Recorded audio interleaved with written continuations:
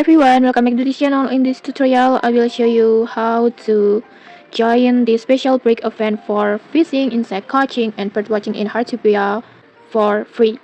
So Heartopia right now just dropped a brand new event called Modular Street, and in this event you can join special breaks event for the several hobbies activities like fishing, insect catching, and bird watching. And at this event you can get special event fish, insect, and birds.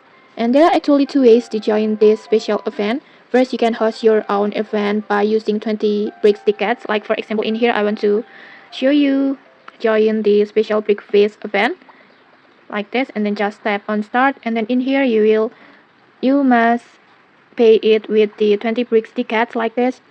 But don't worry, you can also join it for free. You can join for free when the event is hosted by NPCs. So in this tutorial, I will show you how to join the free versions. So the free special break events are available every Saturday and Sunday based on the event schedule. Like for insect catching, the event starts at 1 p.m. and for the fishing hobby and for the fishing event, it starts at the 6 p.m. And just keep in mind, the special event only available every Saturday and Sunday.